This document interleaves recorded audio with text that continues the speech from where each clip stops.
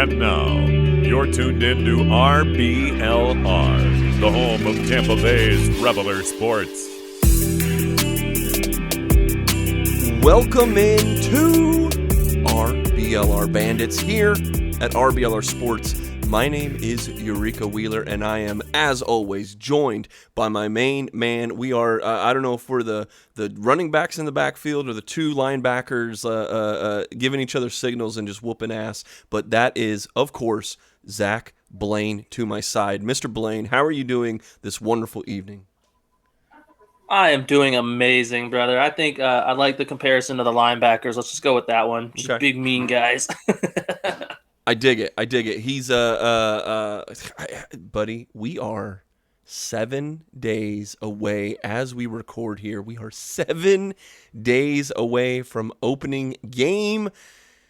I mean, dude, we've been going down the entire roster so far. We've got one more little sliver of players to go through tonight, and then we have talked about pretty much every single member, even people that aren't here anymore. We've talked about them on this podcast. So Zach, man, we're almost there, buddy. How excited are you that we are literally less than a week away from more football?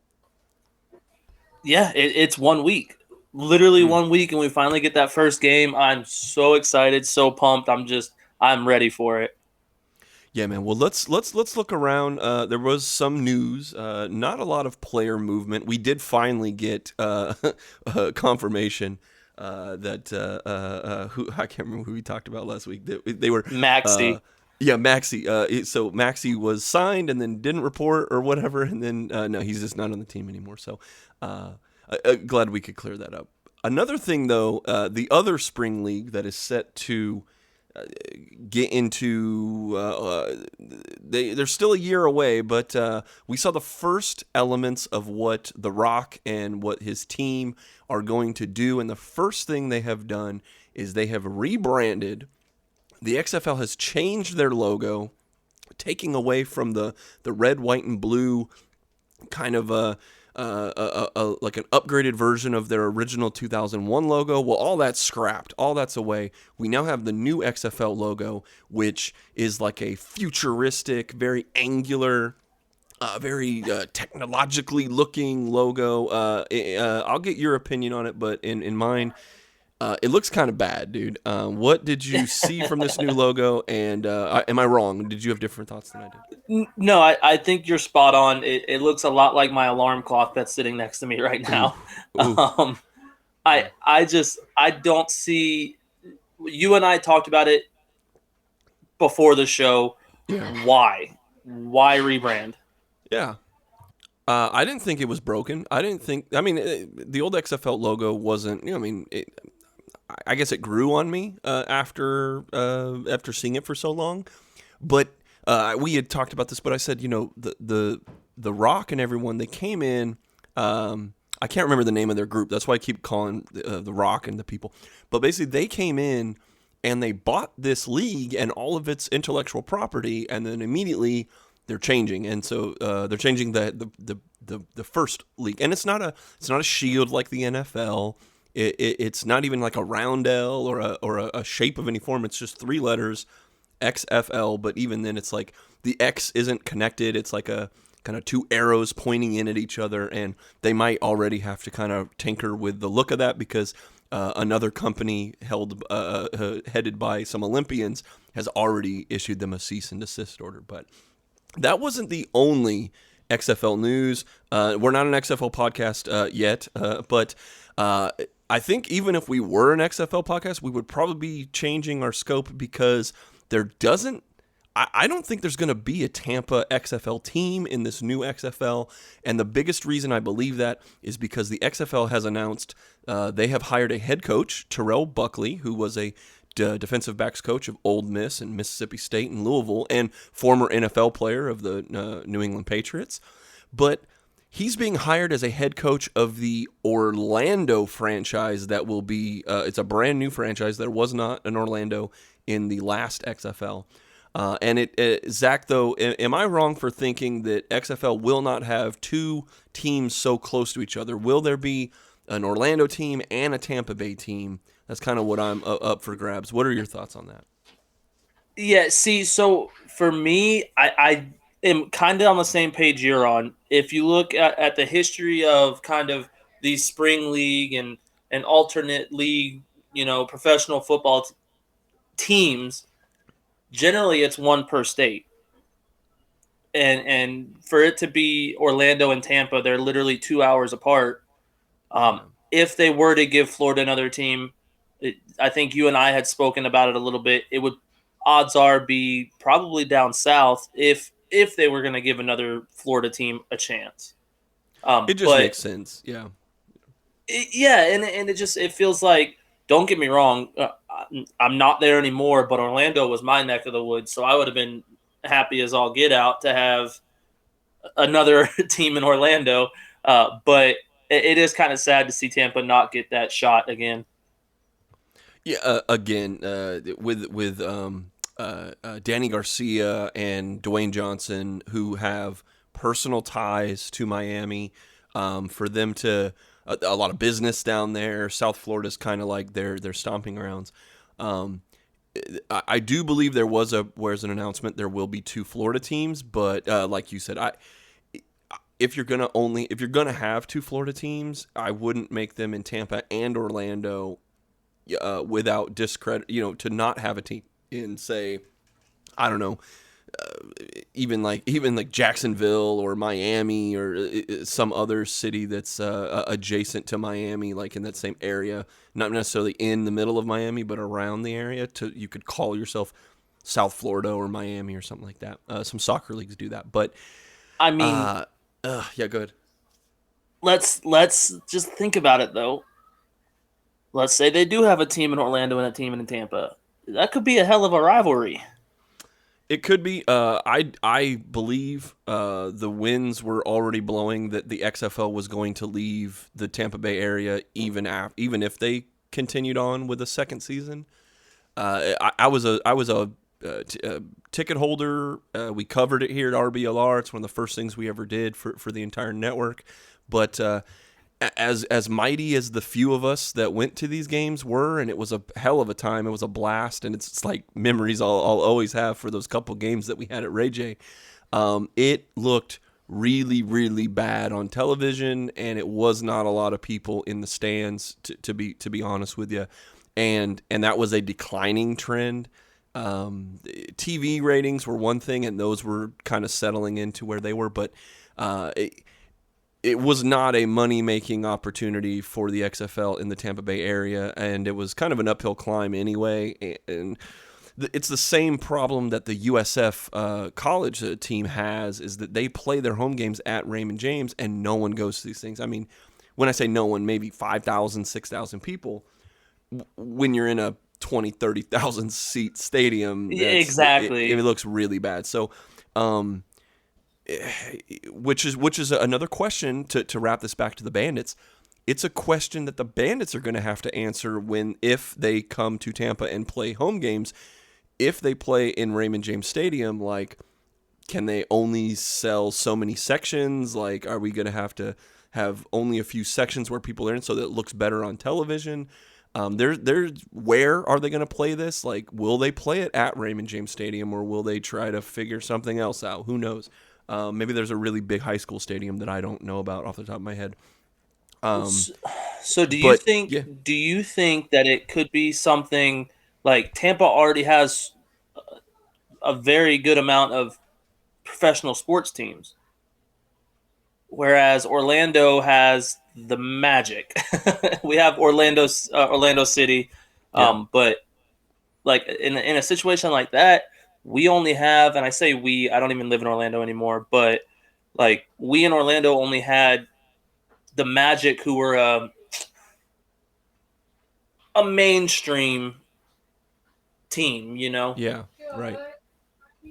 So I guess I feel like that could play a role into maybe why more people aren't jumping on to, oh, well, let's go watch the Bandits or let's go watch the Vipers because, well, we just watched Tampa last Sunday, Yeah, I mean, the thing though is, here's what's crazy is that Orlando came out to watch the Apollos. I mean, if I'm looking up the number here, but if you're looking at attendance numbers, Orlando on average had 19,600 plus people in their 3 games they had there. They broke 20,000 twice. It was wild when I went to the opening game, and it was almost a packed stadium. At least it felt like a packed stadium. Yeah. I mean, the as far as the XFL went, the Vipers did 18. Well, in the very first game there was 18,000, and that was the third. It was the third best out of 8 teams. But then the very next game, not too much longer, it was 12,000. I mean, so you dropped off considerably. And that was a great game too. That 12,000 saw the Vipers like shut out the DC Defenders. It was a great night. And it wasn't for lack of atmosphere. We had people tailgating. We had people doing a bunch of stuff. There was a fan groups that were getting together. Actually, it was a great time. It's just that the marketing effort just was not working, and I mean they lost a fourth of the attendance in 1 week. So it's like, so that's where I kind of. I mean, I was there, I saw it, and I saw the writing on the wall, and there were even reports after the XFL had closed that, like, they had already been meeting about getting into Orlando and making the Orlando Vipers and things like that. So, again, it's a question that the Tampa Bay Bandits are going to have to figure out if and when they come home to play their home games in a year. But we have to get through one season first, okay? We've spent enough time talking about that. We are 1 week away, and what is cool, Mr. Blaine, have you seen the announcements of what the presentation is going to look like in the United States Football League? I've seen a little bit, and I will say the biggest thing that I'm excited for is the helmet cams. Okay. If I'm not mistaken, we're going to have two on each team, which I would imagine is probably going to be one on defense, one on offense. Yeah. So I'd imagine we're probably going to see either a quarterback or a wide receiver, and then a linebacker or a defensive back. And just could you imagine having a corner and a wide receiver that are both have their cameras on and just watching that battle? Like, I just think that's going to be so interesting and so different. Like, I am very excited for that. It's going to be very different. It might even be kind of jarring at first. I think when we've tried helmet cams, well, the first XFL in 2001 absolutely had. They had a guy in a padded suit, like with a Bubba cam, right? But now we're putting them on players. So I'm wondering if this little GoPro or whatever they're putting on isn't gonna affect the play of these guys, or if it's like kind of heavy on one side of your helmet while you're running, or just got them leaning one way. No, I'm sure it's just fine, but it's gonna be. There's a lot of shaking. There's a lot of movement. That camera's not stationary, man. There's not like a gyroscope in that thing keeping it on the level. So it's gonna be kind of jarring, I think, the first couple weeks where it's like, can you even keep your eyes straight? Like your brain doesn't know how to process these little clips that they've been putting out. That's been cool, but there's a lot of cameras, buddy. The helmet cam is just 4 of the cameras they'll have on the field. We're gonna have 2 skycams at all times on the field. The you've seen these on like Monday Night Football where they're like, behind the kind of give you that Madden-esque third person view of the whole field. Well, you're gonna have 2 of those, so you're gonna get goal line looks down from the heavens down. You're gonna get behind the players. They're gonna be flying around there.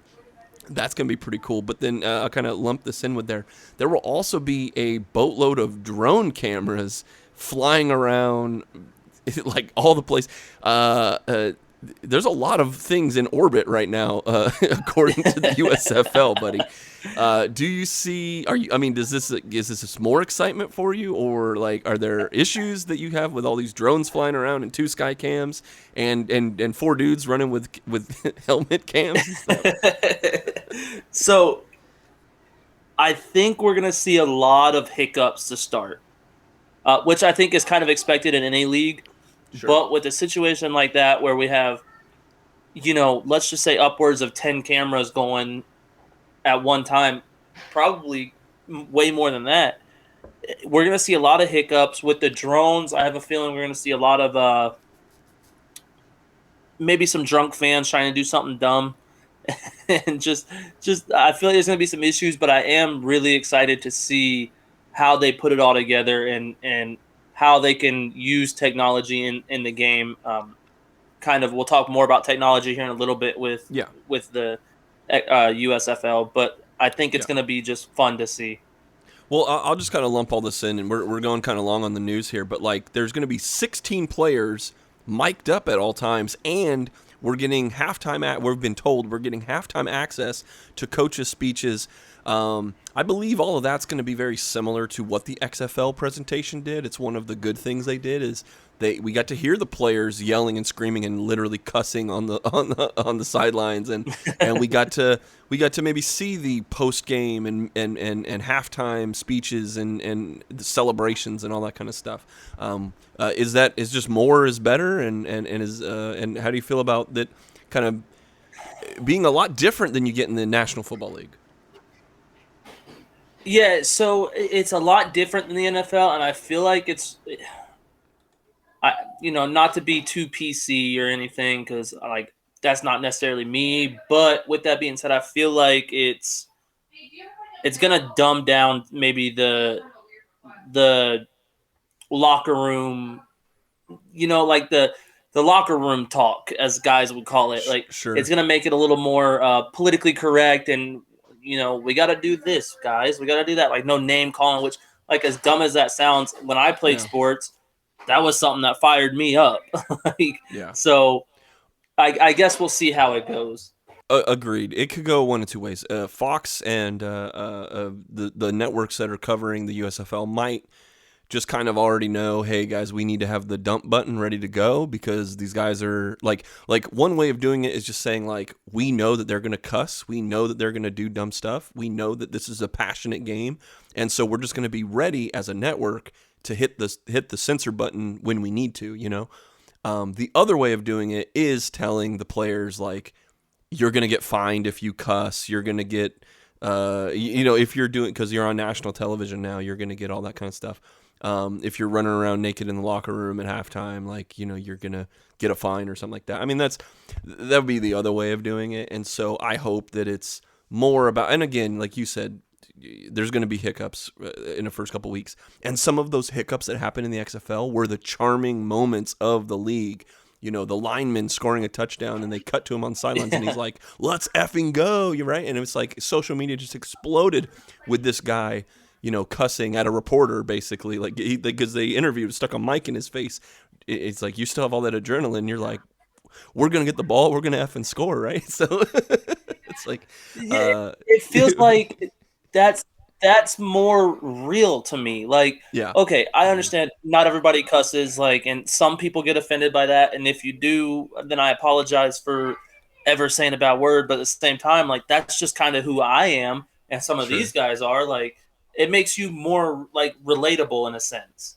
Yeah, I agree. Because anyone who's played football knows that there's a lot of worse things that are being said in between the tackles. Like, it's part of the game. It's part of the psychological thing of the game. And guess what? I mean, there's probably a reason the NFL doesn't mic up everybody every game, right? Because 100%, of a lot of this. Dude. And people that have been on the field know that that's how it is. And agreed. Yeah, there might be some people who don't want to listen to that, or they don't want their children to listen to that. And like I said, those are those choices, right?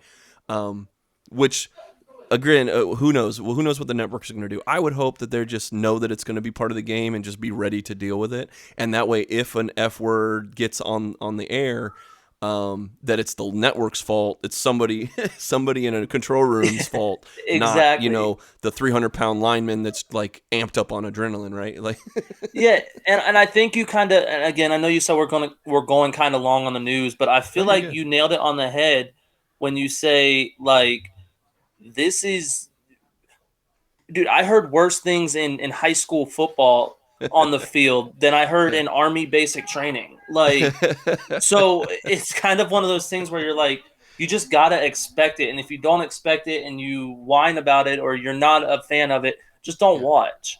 Yeah. The last bit, because we did promise a little bit more technology. The last thing we'll talk about in these presentation announcements that we got through social media from the USFL. I believe there will not be any first down chains at all. They could still have chains just in case something malfunctions, but from everything I'm gathering, first downs will be marked with a chip inside the ball. You'll have digital first downs that will be able to say, hey, you know what, you know, on the television broadcast, you got that big yellow line. Well, if that ball crosses it, we will know down to the millimeter how close and how far away they are from getting the first down. So, is this? I think we saw that in the AAF. Am I wrong about that?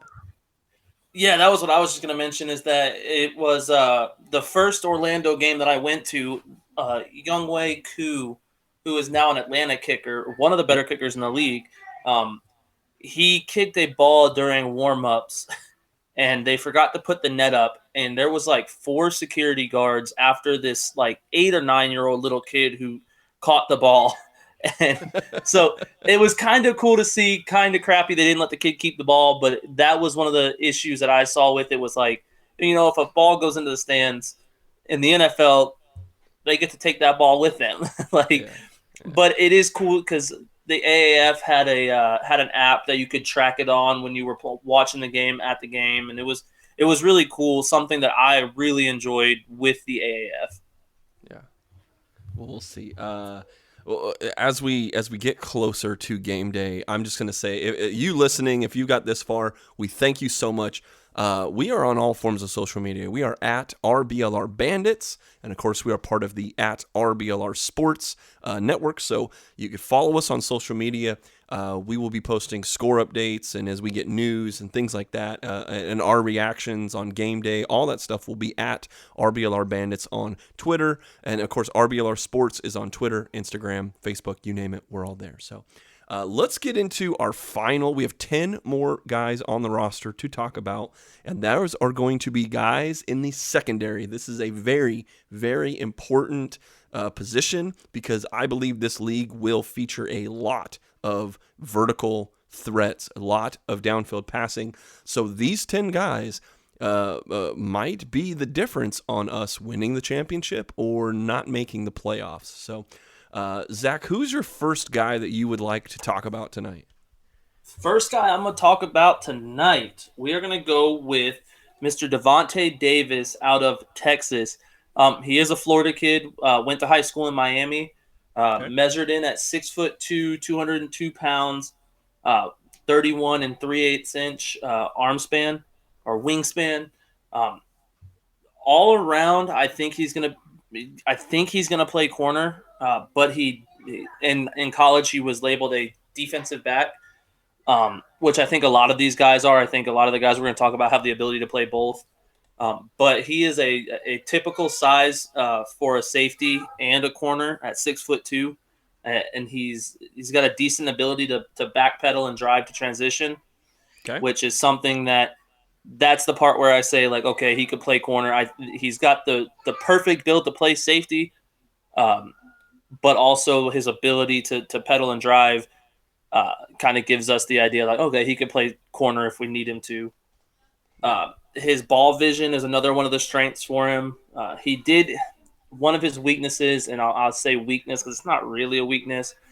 He was a senior coming out of Texas, so he's a little bit older than the typical young guns, I guess you'd say. Okay. But another weakness to get into like his game weaknesses, backpedal speed. So we said that he's got the ability to.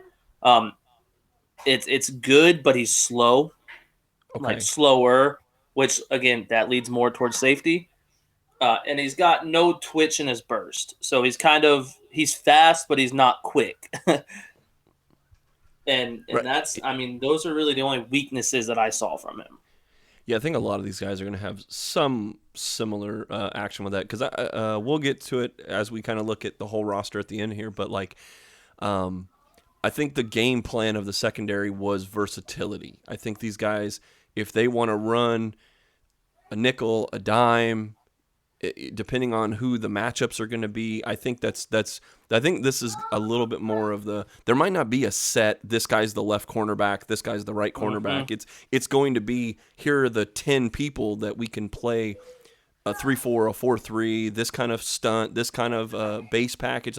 Like depending on what we have to go with, I think that's what they're going to throw at him. So my first guy is Delrick Abrams Jr. He's a cornerback out of the University of Colorado. Shout out to the Buffaloes. He's a 6'3", 180-pound guy who was undrafted out of the 2020 class. He had a little bit of time in the NFL. Undrafted free agent for the Atlanta Falcons. He did sign to their practice squad, was elevated for 2 NFL games, did not make a tackle or anything, but he was on the roster for two games. Last year, he actually was signed for a stint on the Los Angeles Rams practice squad.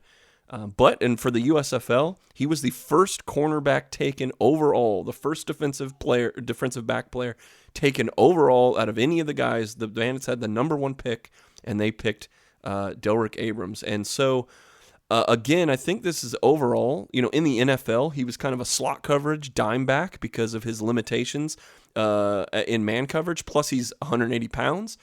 He's got height, 6'3", pretty good height. A lot of wide receivers aren't going to be 6'3" or taller, but in the NFL, he had really good play recognition. He's pretty. I mean, I say he's 180 pounds, but he's pretty strong. I mean, he can outmuscle kind of the smaller wide receivers out there. He had really good technique as a tackler, and quickness that you had said about your first guy. The thing is that Delrick Abrams only has a 4.5. It's a 4.53 40, which is faster than me, right? But in terms of who he's going to be facing, a lot of these wide receivers are 4.2, 4.3 kind of guys. But he does play faster, I guess, than that 4.5 speed. He is quick. He's not 100-meter dash fast, but he can burst off the line, okay? And he uses that speed. So I think that's what we were going for, is here's a guy who we can put him in the slot. We can put him against most of the wide receivers that are going to be in this league. And at this level, he might actually be a top-tier cornerback.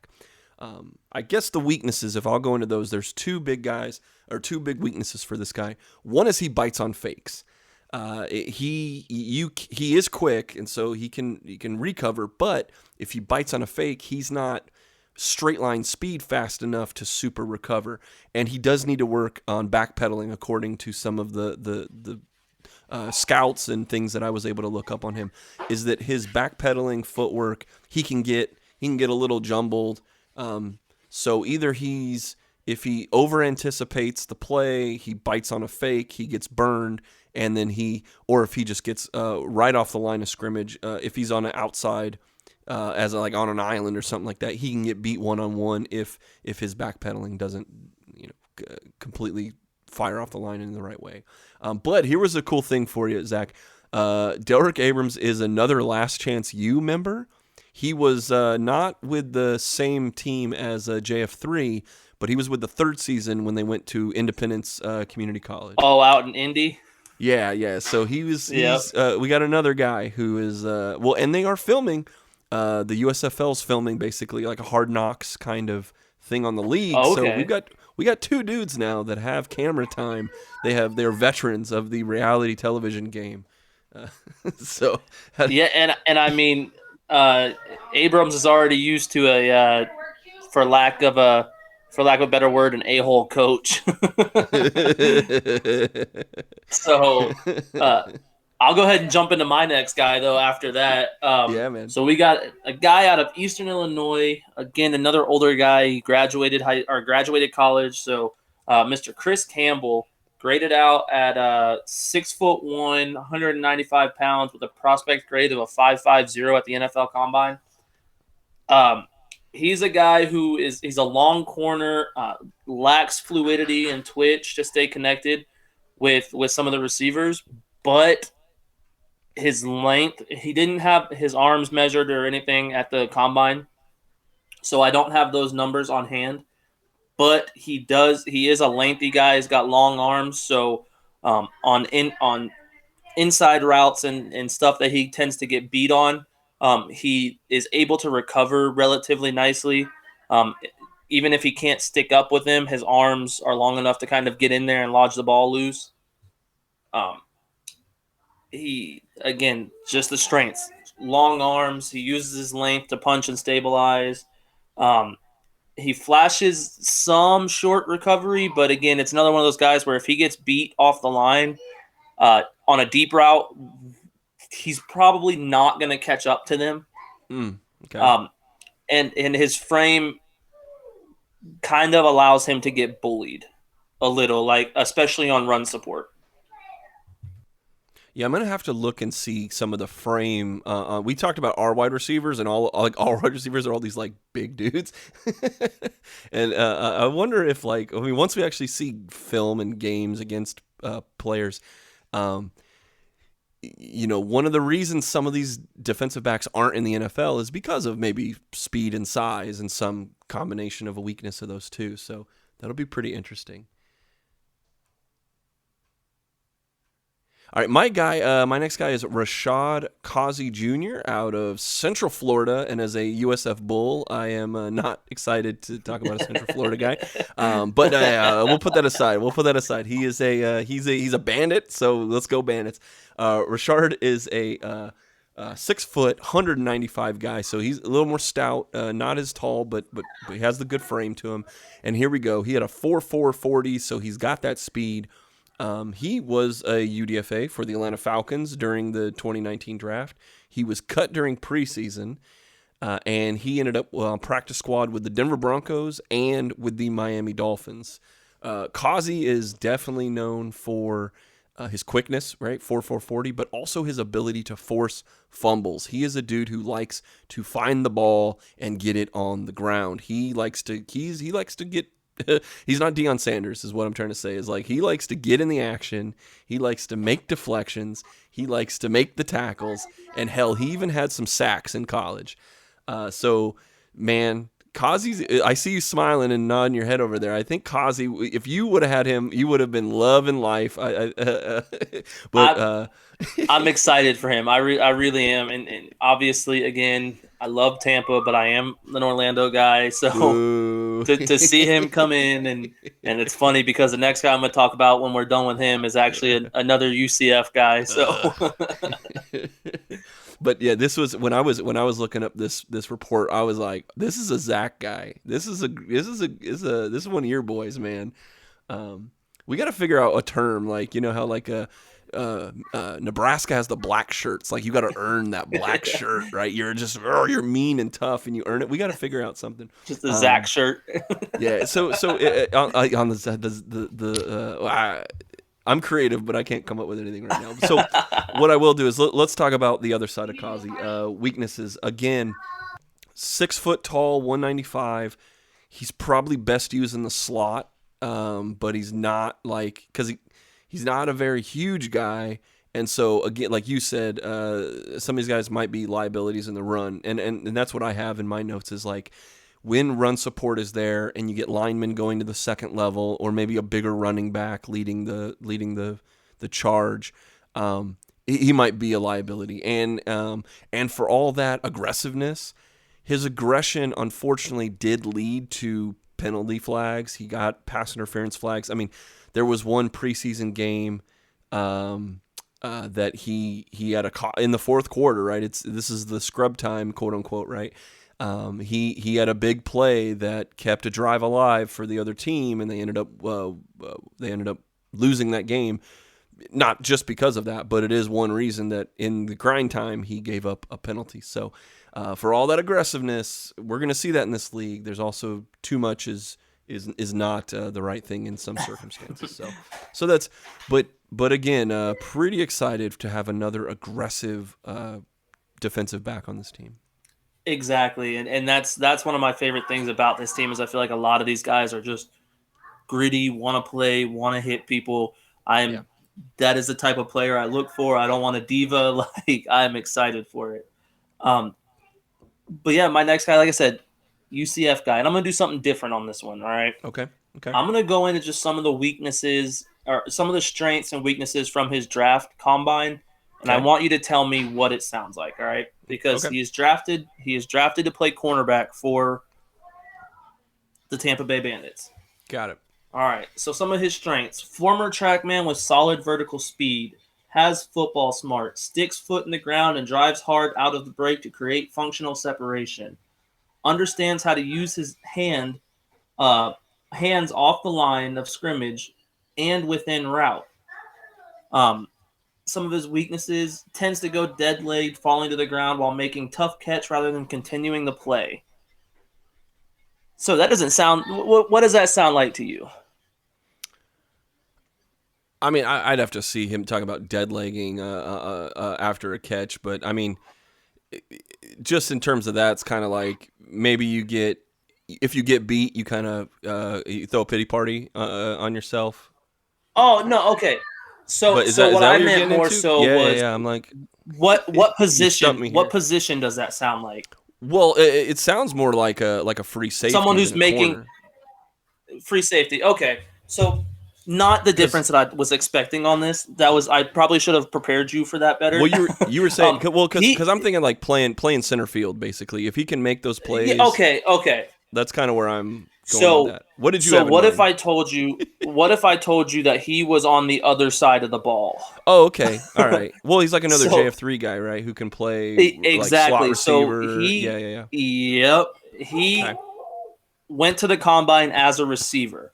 So the reason I went that Mm. route, it was kind of a weird route to take. Again, that's my fault. It No, you is what it stumped me, is. We're man. gonna I move was past just it. So all of his stuff from the combine and from college, he is a wide receiver. okay. I can't really find very much stuff aside from he did go to training camp with the Cleveland Browns. Yeah. And that's where he made his transition to corner. So as far as like stuff to see on film, there's not much of it, and there's not very much scouting stuff on him as a corner because up until recently he's been a wide receiver. Okay. But with that being said, he shouldn't get beat downfield. Former track guy, very fast, wide receiver, 6 foot tall, 195 pounds. Yeah. Was it the hands? He's gonna Like be fast. I am unfamiliar. Obviously, I got stumped on what you were No, doing. So and I'm unfamiliar with Hall at all. So was it hands? Like is that kind of what they were yep. saying? So Is like he just couldn't catch anything, exactly. and so now One you're of basically his like, one of his weaknesses was hands don't look very natural. okay, So a lot of times you'll hear people say he plays corner because he can't catch the ball. right, And so I think that fits that is basically the exact situation right here. okay. Fast enough to play receiver, but can't catch good enough to not play corner. Okay. All right. Well, you know what might help him in that transition, Zach, is What would that it be? is one of these. Well, I mean, I can't let you catch. I can't make you catch better, but I can make you look better. Okay, so if you go to shop.rblrsports.com, select one of these T-shirts that's out there, you're gonna look good at least. So, Mr. Hall, we'll bridge the gap. All you UCF guys will come in. I even have a promo code for you. It's called Bandit Ball. If you use promo code Bandit Ball, you will get 10% off your order. We've got cool stuff in all the colors of the Bandits, the Bucks, the Lightning, the Rays, the Rowdies. We got too many teams here in Tampa Bay, and I've got T-shirts that have celebrate all of them. So just head over to shop.rblrsports.com. Use that promo code BanditBall, and you can look as good as Zach and I do when we wear our RBLR shirts. So he's flexing over there on the camera.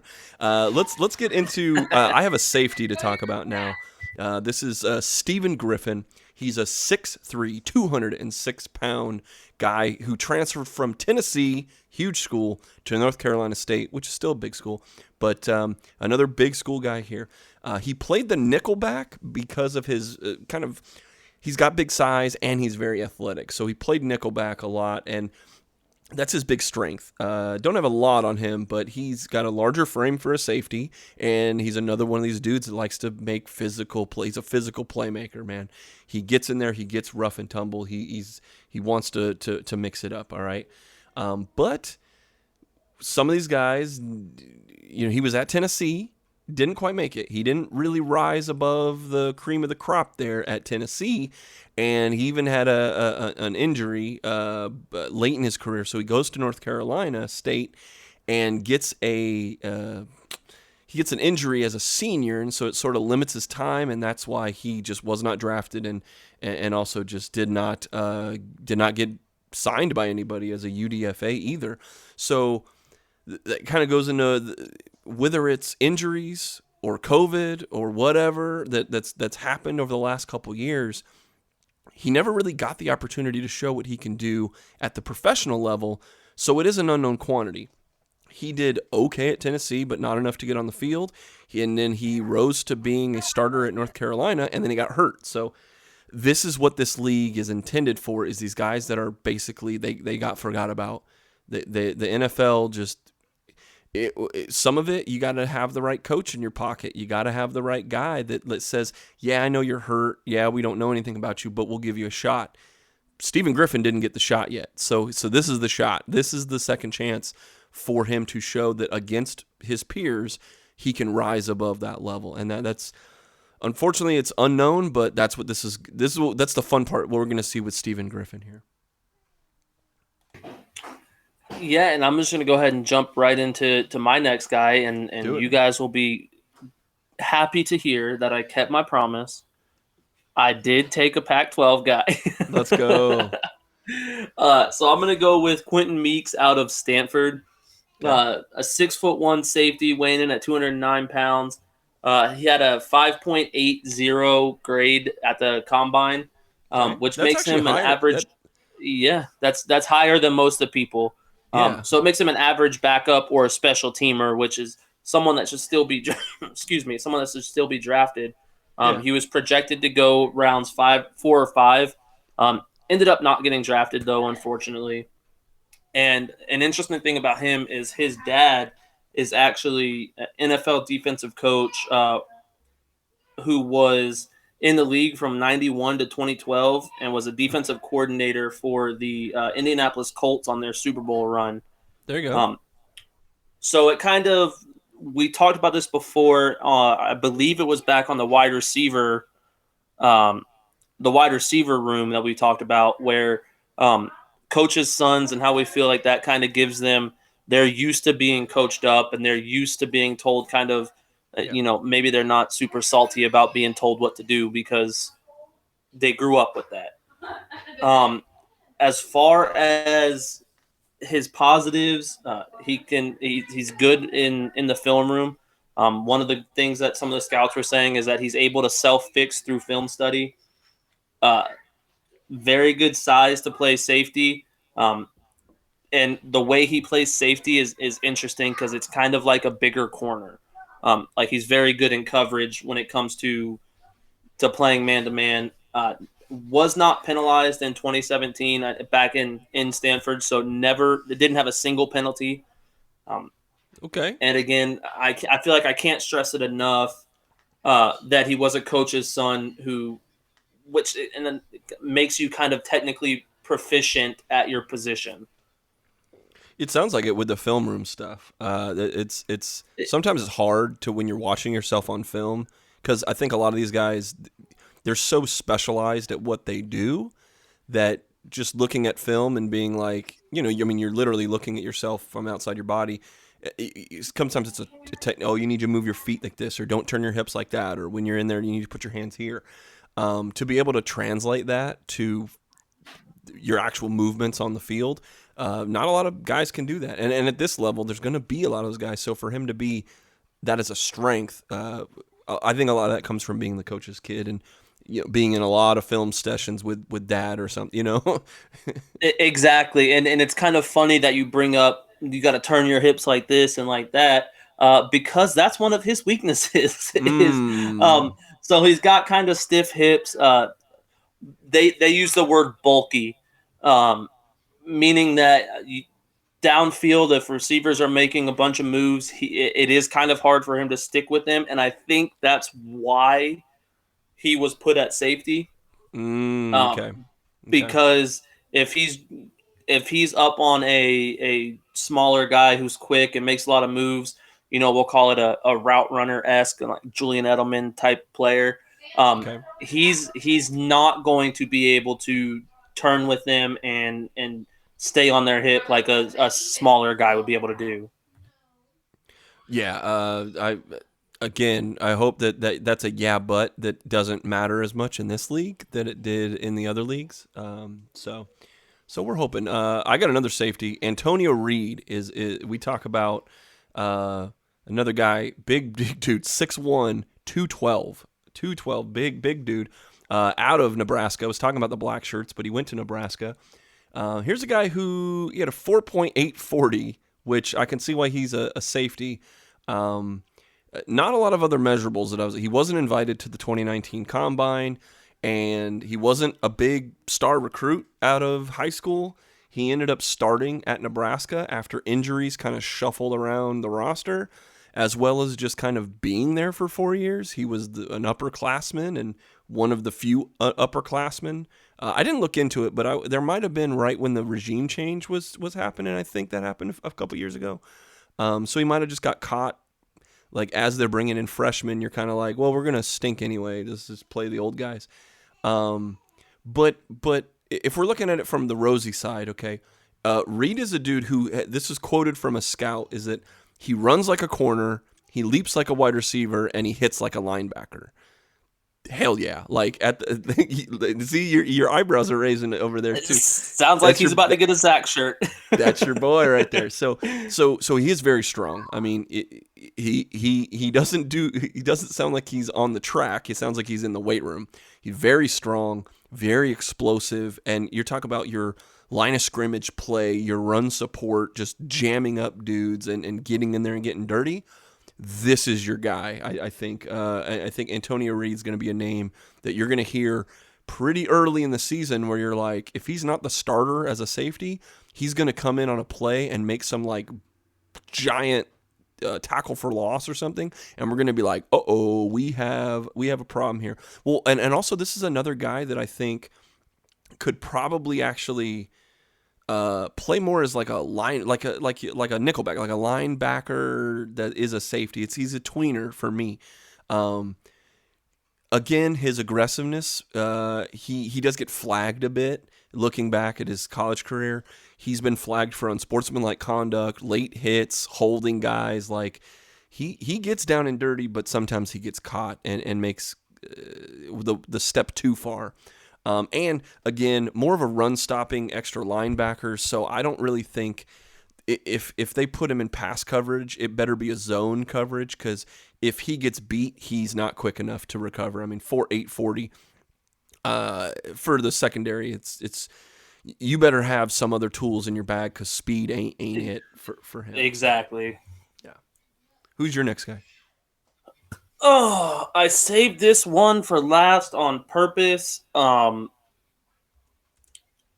Without being too confident in myself, Okay. I am going to say I have a feeling he could be a star on this team, in this league. Uh-oh. Has a very good chance to get back into the NFL, I think. So my guy is, and I just talked all that positivity about him. I might butcher his name, but Obi Melifonwu. Okay. Yeah. This is a guy standing at 6'4", 224 pounds, 32.5-inch arm span. Was drafted in the second round. Pick 24 by the Oakland Raiders, at the time, the Oakland Raiders.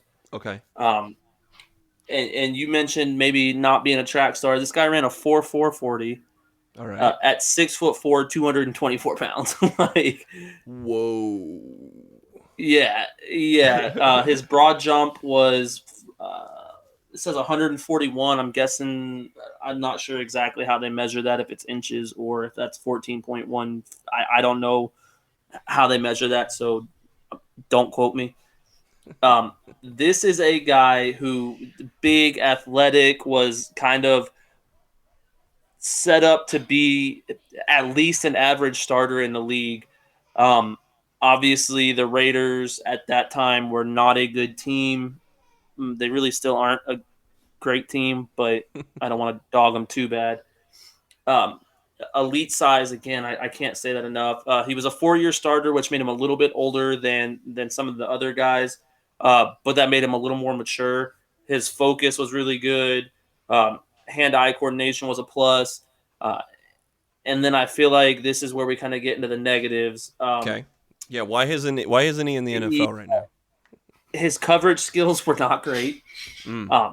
His reaction time, as far as like reading a play, being able to figure out what it is, and then get to where he has to go, was not very good. And he has to see, a lot of the scouts that I saw that I was reading up said that he had to see the ball in the air before charging, before like going to it. So it was almost like there was no idea where the ball was going to go until it was thrown for him. Like so anticipating the play, reading the play, knowing. Yeah, there we go. That's the word I was looking for. He had no anticipation, which I feel like if you're in the film room enough to watch a quarterback play, you kind of pick up on stuff like that.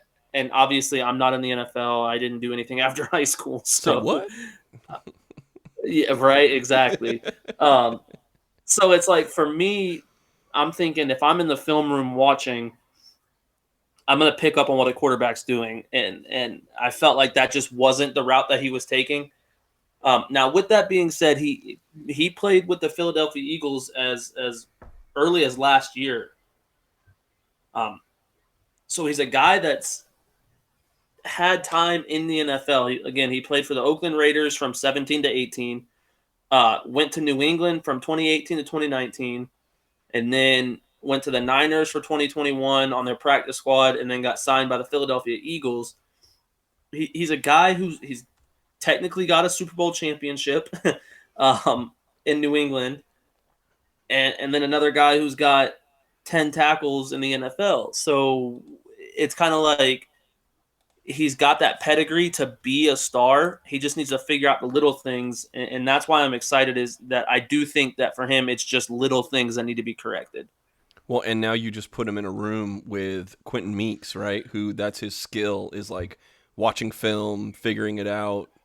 So you're in the right. If we're sitting here looking at like, okay, well, if we could combine these guys, we're gonna have a killer guy, and so maybe one of them rubs off on the other, right? So it sounds like that Obi can do it, but he can't teach it, and the other guy can teach it, but has some limitations doing it. So that's kind of where I'm looking at. Exactly, and I think that those two together, I think you just made probably the best point of the whole show today, is that those two together are going to hopefully learn from one another what they're not good at, and I think that those two could be a potentially deadly duo in the league. My last guy, I believe, is similar story. I think this guy's right on the edge. Okay, he's had a little bit of time, cup of coffee on some practice squads, and if he does, now that he's gonna have national television, he's gonna have more game film against American players. He might be able to jump back into the NFL. This might be a good guy. This is Anthony Cioffi, rhymes with coffee, Cioffi. Anthony Cioffi is a 6 foot, 205-pound guy out of Rutgers. A little bit of small school thing going on, but he made it into the league as a practice squad player with the Oakland Raiders at the time, and as well as after the Raiders, he was with the Jets, and then after the Jets, he was actually signed 2 different times to the Canadian Football League, once with the Ottawa Red Blacks, and most recently with the BC Lions. For those that aren't necessarily into Canadian football, for an American to go and play in Canada, there are actually rules against how many foreign-born players they can have on the field at one time. So here's a dude who played enough Canadian football to have 120 tackles, 3 forced fumbles, and 3 interceptions. So this is a dude who was the cream of the crop of the BC Lions over a couple years, and here's why. He has a 4.37 40. He uses his elite speed to keep things in front of him. Okay, so if he can't keep up, if he gets like you fake him out or something, he can recover, he can pursue, and if you even put it in his bubble, he has really good hands. He has decent hands to snag it out of the air, and again, that mentality. He's looking for big hits. He unfortunately, I'll flip it now. He can overrun a route. He can miss a tackle, and he can miss those tackles trying to strip the ball instead of just making the tackle. But Chaffee's a dude who can play every defensive back position. He's 6 foot tall, so he's not the tallest guy in the world, and maybe even that's maybe an inch or two kind of bloated. But as a guy who's somewhere between 5'10" and 6 foot, he can be a safety because he has that mentality. He's quick enough to be a guy on the outside, one-on-one man coverage. It's just at this level, I think he's going to be up there. I think he's going to be a really, really, really good defensive back if he can just kind of get that head right in the right mentality where you're not over pursuing and you're sticking with your dude. That again, I think this is a guy that if the NFL rosters were 60 guys, he'd be on a team. So it's their loss is our gain. I think in the United States Football League, like you said, you saved your best for last. I think this is a dude that's going to be a sleeper. I don't think he's coming in with pedigree. I don't think he's coming in really turning anybody's heads until he plays a game and puts a hit on somebody or makes a deflection or an interception. I think we're definitely going to hear his name called on game day in a meaningful, impactful way, and we're going to sit there and go, all right, let's go. Like we heard about it here first on the RBLR Bandits show. Mark it down. Eureka Wheeler says that he's going to be someone big in the league. I'm telling you guys.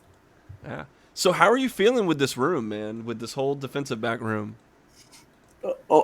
Again, did we go through everybody? Do you have one more guy or no? Yeah. Nope. That was my last. I did all 5 of mine. So what's your feeling? We should have had 10. What's your you see patterns, man? What's the pattern that you're seeing in this room? I was gonna actually bring that up. Is that I feel like this pattern, and I've said it before on other. I want to say it was a linebacker position group that we did. Yeah, we've got a lot of dogs that just they want, like, a lot of these guys. And you said it because obviously we can see each other. You guys are just getting the sound, but every time we talk about someone that hits hard or likes to do the dirty work, I get excited. Like that is the type of football that I enjoy to watch. I enjoy to play. Like that is ideal to me. So I feel like we've got just a nasty group, and I say nasty in a good way. That are just going to be able to, without actually hurting people, hurt people. Like if that makes sense. Look, no, agreed. I think this is going to be the actual like branding of this team is that we're going to be the Pittsburgh Steelers, Oakland Raiders, Baltimore Ravens, right? When the first thing you think about is like you're going to get your teeth knocked out when you play the Tampa Bay Bandits. And I believe we're going to get penalized. I think we're going to lead the league in some penalties. I think we're going to there's going to be times where they're overcommitting, but basically for every one of those plays, you're going to get 4 dudes swarming the ball and making a big hit. We're going to get forced fumbles. We're going to get, tip, deflection, interceptions, and, the replays of the big hits and stuff like that. That's going through this whole defensive line, linebackers, and now the secondary. That's what I see overall. In terms of the defensive backs, I said it in the beginning of the show, and I believe now even more so that it's about versatility. We've got guys that they can throw in different positions, and as long as maybe the speed, that's the one thing that we don't have is a lot of elite speed, I guess. But we have guys that are football players. We have guys that want to hit you and want to get the ball from you. So some of these teams that have more of a vertical threat, we'll see how we can game plan against that. That's, if I'm being honest, like maybe that's a weakness that I'm seeing. But then again, at this level, like we haven't deep dived every other team in the league, so I don't know who's really going to have that much of an effect against these guys. And that's the fun part, is we're going to do that next week because it is week number 1. We have a preview. Our next show will be a preview show against the Pittsburgh Maulers. Buddy, I asked you in the beginning, but now that we're done through the whole roster, well, I guess we're going to preview the whole thing, so don't get too dipped into it. But like, I said all that about the Steelers and the thing. Am I on the right track there? What do you think the story, the branding or whatever of this defense is going to be? I don't know. All I can think of right now is that we are coming for Shea Patterson's head, and I cannot wait. We got 7 days. 7 days. Yeah. But we're gonna realistically, I would say realistically, I can't. I agree with you 100% that we are going to be towards the top of the league in penalties, and we are going to be probably beat down the field a few times. But like you said, for every bad play, I think we're going to have 4 or 5 really good plays. Yeah. And I just see this defense being number 1 in the league. Obviously, I'm biased. But realistically, after talking about everyone that we talked about, I feel like, in all sincerity, that this defense is going to be just phenomenal. Yeah, and we will have a little bit more about the Pittsburgh Maulers as we take a look at what the game we think is going to look like, as best as we can prognosticate. With no preseason to look at, with no game film to look at, we will do our best to give you a preview of what the Maulers are bringing in. What are their strengths? What are their areas that they're going to be, bringing the toughness? There's going to be good guys on their teams too. So we're going to give you all of that here as we will go through every single week of the United States Football League. But I only ask you one thing. You've been here for a whole hour. You are the real MVP here. We appreciate your time. You taking your time to listen to us talk about Spring League football, baby. You are the most diehard of everyone. I'm going to ask you for one more thing, and that's give us a follow on Instagram, Twitter, and Facebook. We are at RBLR Bandits. But also, wherever you're listening to this, whether it's Spotify or YouTube or the iHeartRadio app, whatever you like to use, there's a follow button, there's a subscribe button. Hit that little button and make sure you're getting notifications every single time we upload a brand new episode. Also, part of the Tampa Bay city here, man, area here, we talk about the Lightning. Zach is actually one of the hosts of the RBLR Rays show. So as opening day is going, whether you're into football, soccer, hockey, you name it, we talk about it here. Zach, buddy, we went through an off season. We've gone through the whole roster. There's nothing else to do but get ready for actual games. So I'm going to give you the final word. Take us home, man, and let's ride. Hey, yeah, like you said, let's ride. That's all I can think of. I'm pumped. I'm so ready. Let's get it. Let's go. First win of the season coming next weekend, and I can't wait.